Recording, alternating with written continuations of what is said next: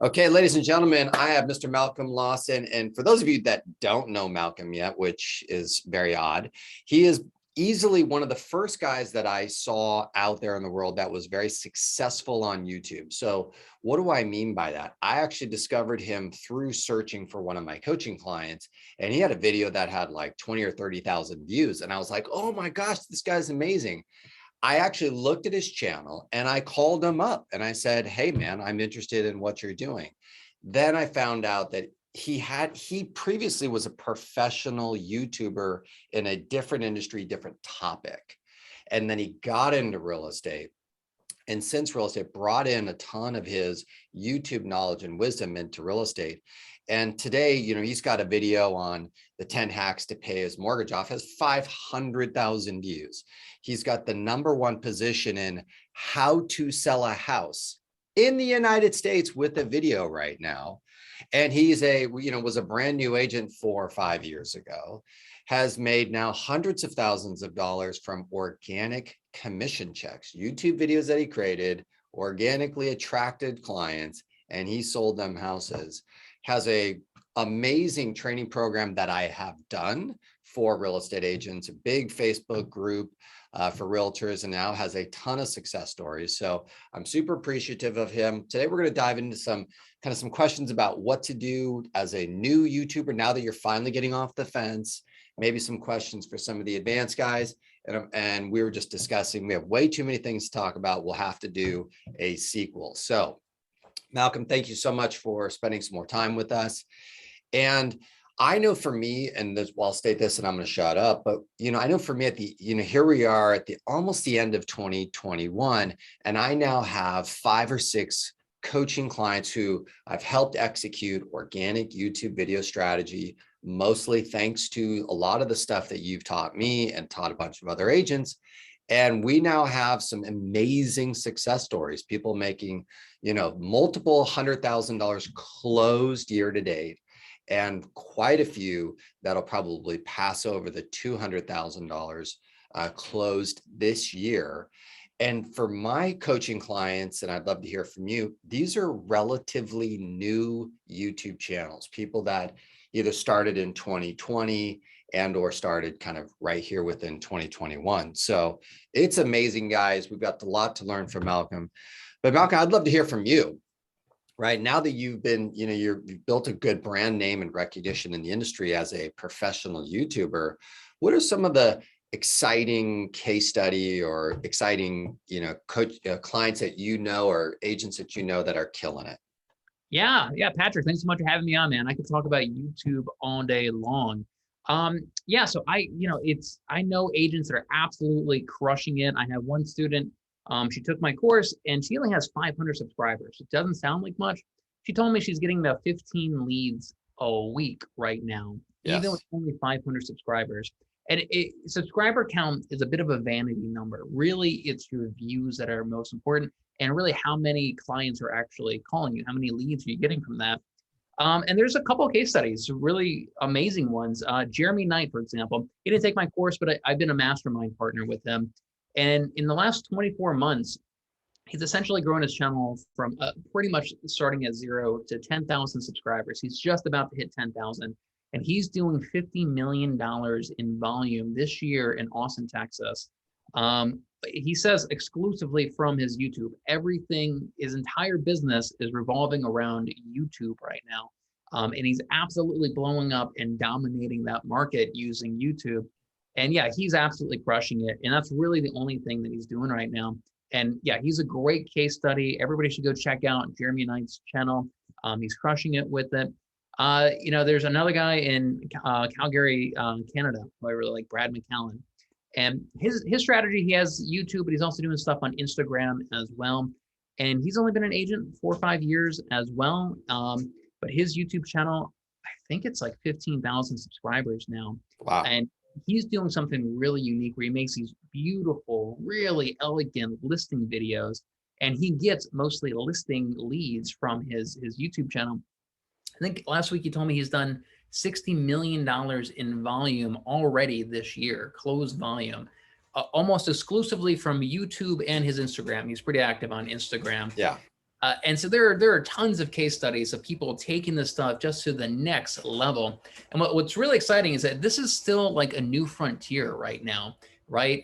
Jeremy Knight with 10,000 in his local market, like he's one of the first people I've seen get that big. There's a few other ones. I met a guy in Montana. He got his real estate YouTube channel up to 50,000 subscribers. It's just a channel about Montana. He's just a real estate agent.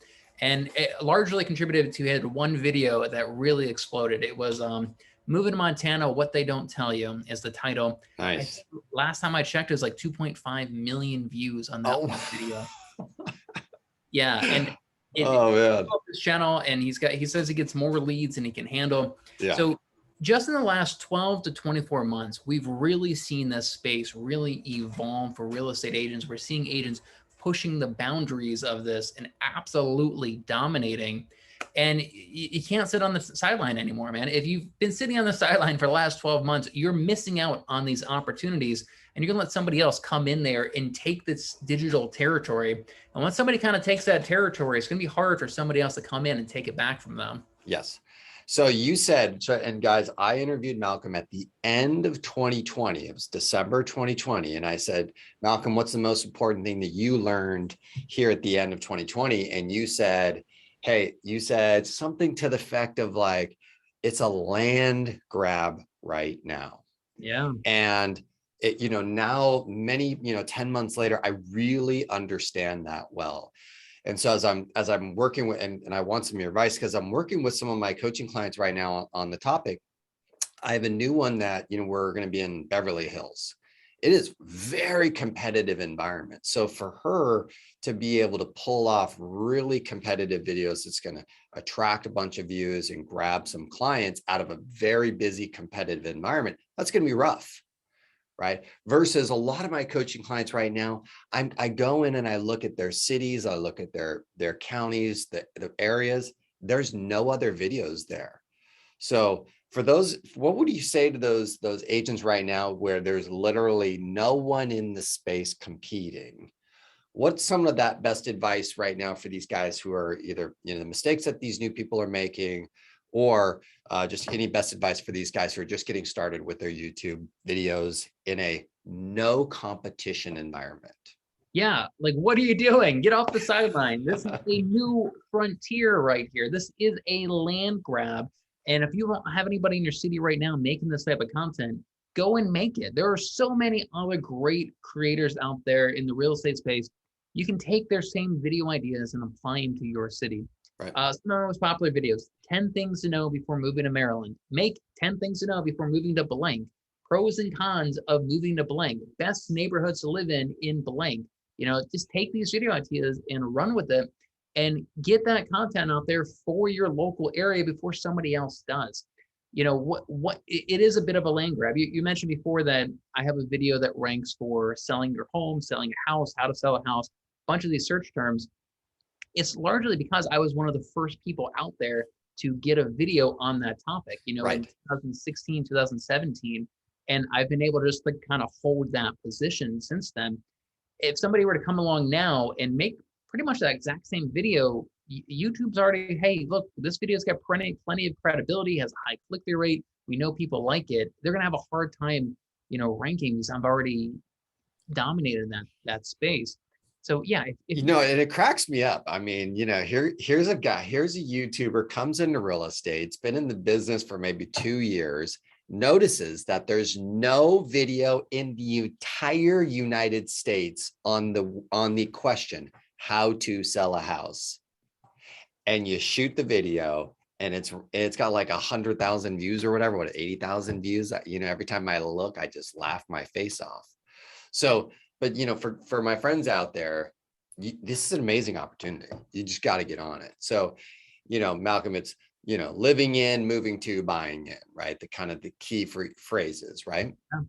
And you recommend, what's your kind of best advice for some of these guys who are really struggling with kind of their insecurity about shooting a video, or maybe I need to do this big production. And I saw one of Malcolm's videos and, he sets the camera down and he comes walking over and then he shoots the video and then there's pictures and images and music.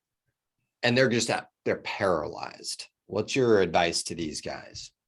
Yeah, I would say that your content quality is more important than your production quality. Like production quality, you want to have that as high as you can make it as well, but your content quality is what's most important to that. And I would say you just have to start and build that momentum. Momentum's a very real thing in life, and I think it applies to YouTube. And just get your first video, then work on your second video, then the next one. And every video, just try to make it a little bit better. Learn from your past videos. Like, you know what? I don't really like this framing. I don't like that lighting. Let me make some tweaks there. And I can assure you, your 10th video is going to be better than your first video. And your 20th, 30th, 40th, 50th video is going to be better than your first video. That's just how it goes, you know? And you can see that progression on my real estate channel as well. My videos just progressively, the quality got better. My presentation on there got better. There's really, like, you're not going to get a 10 out of 10 quality on your very first video. You have to have that journey, and you have to just start working on it and building that momentum and focus on getting just a little bit better with every video that you do. Nice. Yeah, I agree 100%. Okay. And they just got to start. I mean, it's, progress, not perfection. So let's go advanced for some of my more advanced guys out there. I've got, Ryan Schramm, who's done a ton of videos, and I've got Danny Gould, Selling Silicon Valley, has done a ton of videos. So some guys who've been really after it pretty aggressively. So you just attended the Vid Summit. Daryl Eves, I picked up his book right there. Make sure you guys do that for my advanced, folks out there. And, is there anything interesting, exciting that you kind of picked up from that event, being with some of the biggest YouTubers on the planet? So one big takeaway that I got from that is seeing all these creators with huge channels about topics that I never thought would be able to make a channel about, right? I think I have my own limiting beliefs about what works, right? And for example, there's a channel out there called Dental Digest. Started his YouTube channel about a year ago about oral hygiene, and he brushes his teeth and he reviews toothbrushes and toothpaste. I never in my wildest dreams would have thought that channel would do well. He's got 5.5 million subscribers in a little over a year on his channel. Wow. And I met other creators, with these little niche topics I never would think would do very well, and they're blowing it up. And I think that applies to our industry as well. I'm really good friends with Christina Smallhorn. I think her real estate channel is up to 130, 140,000 subscribers. Yep. And she's one of the first people in that space exclusively about real estate to blow up like that. So I would say don't set these limiting beliefs on yourself. That was my big takeaway. And we saw Jeremy Knight, right? He gets to 10,000 subscribers. His entire channel is just about Austin, Texas. If you can get to 10,000 subscribers, you can get to 100,000 subscribers. I believe that. I've seen people 10x channels in just a 12-month period. And I honestly think he could get that channel there. I was telling you about the gentleman in Montana, 50,000 subscribers on his Montana-specific real estate channel. You can do it. I'm waiting for the day for somebody to get to 100,000 subscribers with just a channel about their cities.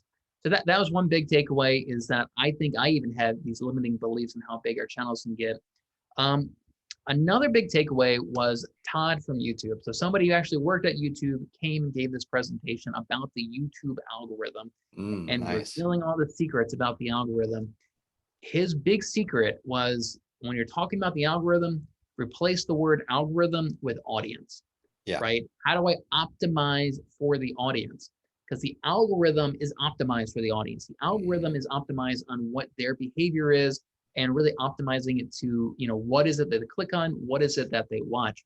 So if we kind of change that mindset of how do I optimize this for the algorithm, and change it to how do I optimize this for my audience, that is optimizing it for the algorithm. And so that was another big aha moment there from YouTube. Yeah, that's a really powerful moment. I just want to add to that. I was having a conversation, and part of getting some of my clients past some of their resistance, and to get them to focus on, sharing more quality content versus obsessing over some of these other things, as I'll say to them, like, hey, think about your perfect customer. Think about the person that is, if I'm moving to Austin and I'm considering Austin, I'm going to be doing a bunch of research, and I'm going to be stoked to have found a great YouTube channel with a ton of content that talks about living in Austin, the pros and cons in these neighborhoods and this and the market and lifestyle and all these things.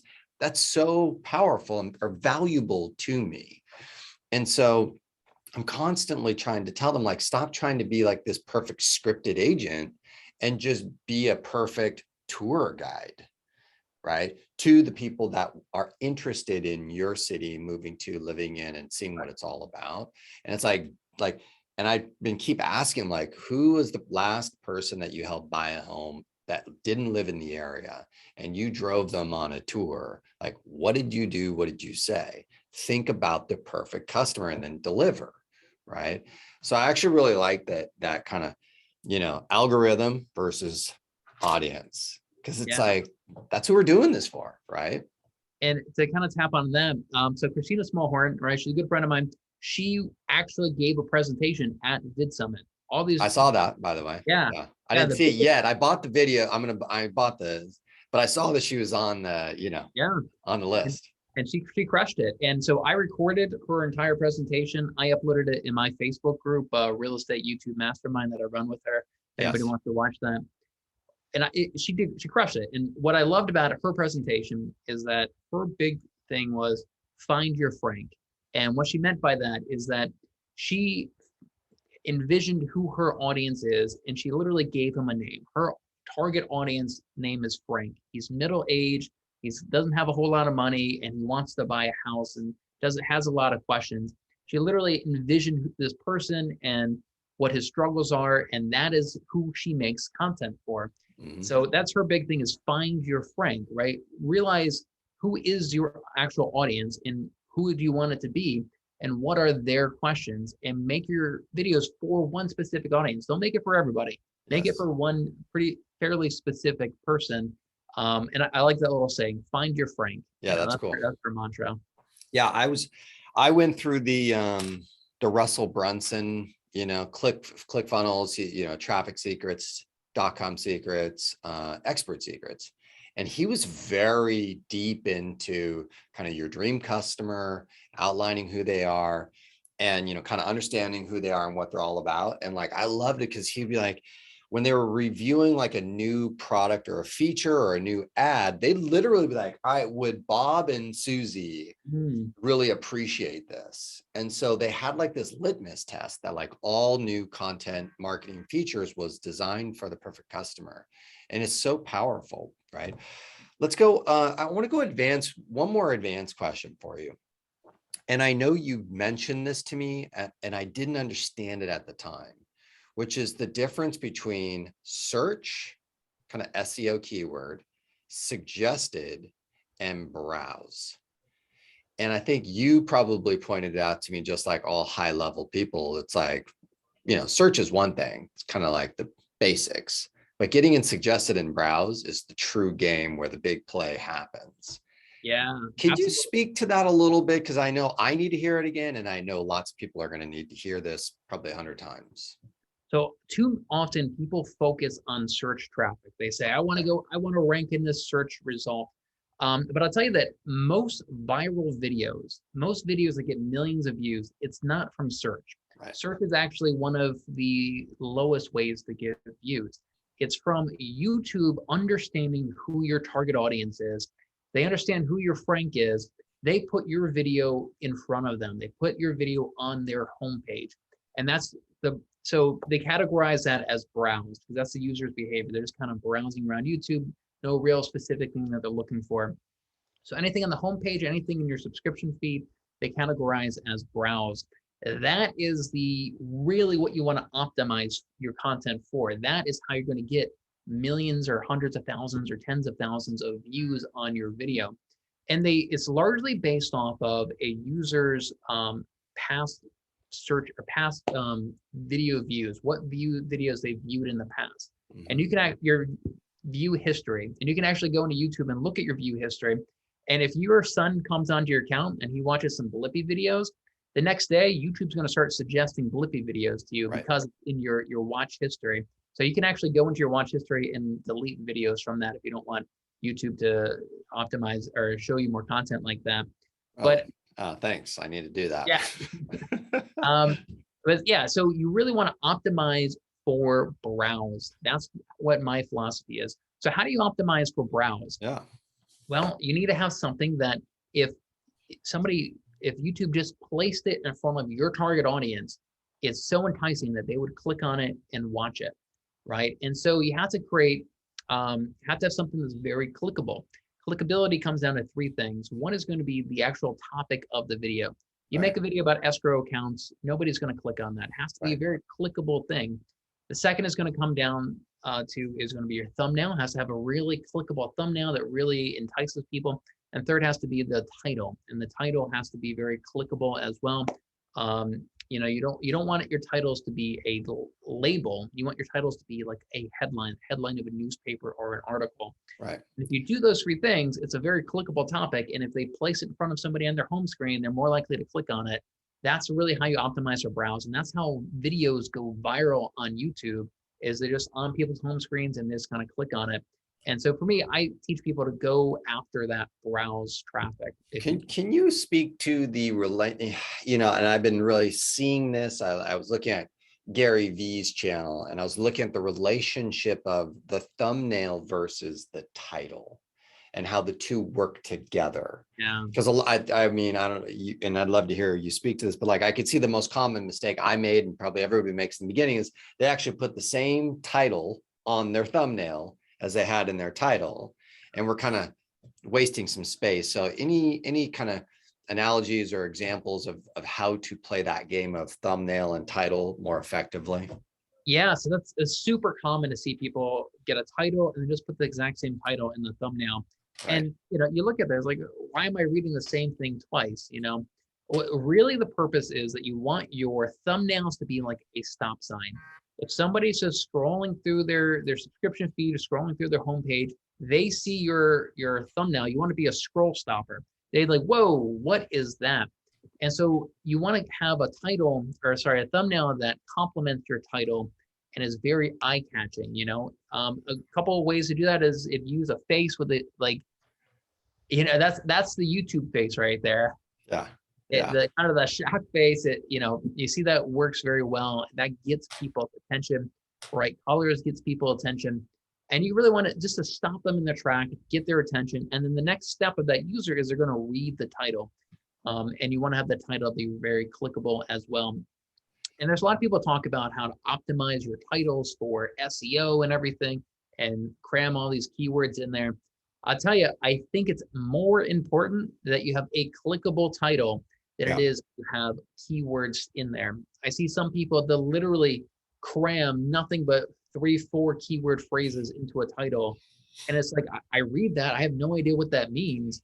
Buying a house, home buyer, how to buy your first house, home buyer. Like, yes. What kind of title is that? I don't want. It's horrible. It's horrible. Yeah, it's horrible.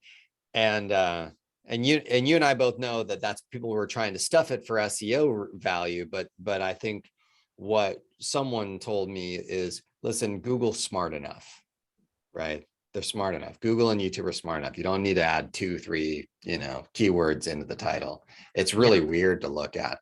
And I was reading that book, the YouTube formula, and he was talking about Mr. Beast and how simple his titles were, but yet rich and descriptive.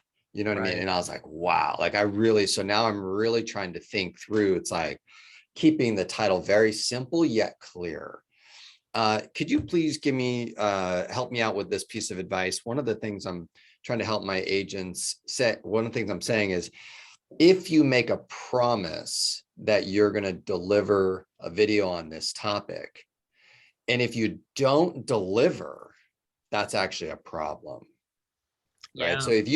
So one of my coaching clients, actually I had, and I want to just make a quick shout out, guys, you need to join Malcom's Facebook group because they do like a thumbnail Thursday or whatever, and they really work on thumbnails, and it's pretty cool. I pay attention to that quite often, and it's awesome that you do that with the group, right? But one of the things, going back, Zach Nelson, Denver, phenomenal channel. But one of the things that they did is they did like 10 reasons to move to Denver. and it was only 3 minutes and 45 seconds. And I'm like, dude, you're trying to convince the general public in 3 minutes and 45 seconds to make a move to Denver. That could be like 3 hours of content, Right. not 3 minutes. And so in my mind, and please correct me if I'm not wrong here, because I was looking at the performance of that video and it was completely underperforming. And I was like, you know what it is you made a promise and the content very much under delivered, right? What are your thoughts about that? Because I mean, that's just my instincts kicking in from reading some of the field. Yeah, so I think it's a good title, 10 Reasons to Move to Denver. Absolutely.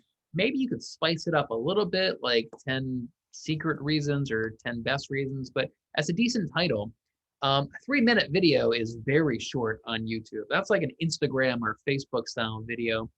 And for a title like that, I like making listicle videos, right? Yes. Top 10, whatever, because they're so easy. You make a quick intro, you make a quick outro, and then maybe you spend 1 minute on each of those 10 topics. Nice. And you can easily have a 10, 15-minute long video right there. And the length of your video is pretty important on YouTube. You know, they look at two things. One is your audience retention. So what percentage of the video are they watching? Are they watching 50% of it, 45%, 30%? They also look at your watch time. How long did they watch it for? So if it's a 10-minute long video, you have a 50% audience retention. That means the average person watched it for 5 minutes. And both of those numbers are important. But the longer you can make your video, the higher your watch time goes up. And if two videos are exactly the same and they're trying to figure out which one to rank in search for moving to Denver, if this is a 10-minute long video, this is a 3-minute long video, they're probably going to rank that 10-minute long video if all things are equal. Mm-hmm. And yeah, you're absolutely right that the thumbnail and the title, you have to deliver on that in your video. If you don't, that's going to impact your audience retention, right? If a common example like 5 years ago is people would have like these beautiful women on the thumbnail, and then you get to the video and it's just some guy like me in a dog camera, you know, and yeah, people would back out of the video. It's clickbait. That's clickbait. People would back out. Yeah. So now YouTube really analyzes how long people watch the video for. And they're taking a step further now. Now, you may have noticed on YouTube, they're doing surveys at the end of videos and asking the audience, you know, how well did this video deliver on its promise? Questions like that. Because there are videos that kind of game the system still, right? They can get high audience retention, high watch time, but it's not really the best video. It's not really promising on delivering that promise. So again, if you optimize for your audience and you deliver the promise that you promise in the thumbnail and title, you're optimizing for the algorithm. Yeah. Yeah. No, it's really good. We're going to have to do another session. I've got to go get on CrossFit, but you know, I highly encourage everybody to find your Facebook group. What is it? The YouTube for Realtors. What is the YouTube Mastermind? What is it? Real Estate YouTube Mastermind. Real Estate YouTube Mastermind. I paid for Malcom Lawson's training program. Highly recommend you guys do that. It was really well done. Most of you know I've created training programs before, and they are difficult to do. They're very time intensive. So if you need a little step-by-step guide, make sure you do his training program, right? I think he gave me a discount as an affiliate, so I'll put that down below, but regardless, just go do it. And then Malcom, I need you back because there's so many more things to talk about. Like I need so much more help on my channel. I'm really trying to grow this thing. 1,000 subscribers, you're crushing it. That's great. I'm almost there, man. I'm working on it. Okay. And I appreciate you very much. You guys, make sure you find Malcom. Let's get on this. All of you guys that have been hesitating on this thing, the time is now. There's no better time. You need to get into action now, and we need to move the needle on YouTube, and we'll do a lot more content to support you on your growth of your channel and make lots of money, but get on it. Malcom, any final words? Because I got to go get to my workout here. I would just want to say that you can do a lot of progress on YouTube in 12 months. If you really hustle in 12 months, I've seen people go from 1,000 to 10,000, from 0 to 3,000 subscribers in just a 12-month period. So you just got to get on there, start hustling, build that momentum, and the leads will come. Yeah, that's a really good point. The 12, I agree with you on the 12-month window because I saw it not only for myself as a real estate coach with my own YouTube channel, but then with all my coaching clients who, took action in 12 months. It was phenomenal what's occurred. So again, thank you, Malcolm. You're the best. Guys, we'll catch up with you guys soon. If you haven't subscribed to my channel, please do that for me as a huge favor. It's helping my numbers, making me look good, making me look better than I am. I don't know. We'll see. All right, man. Talk to you later.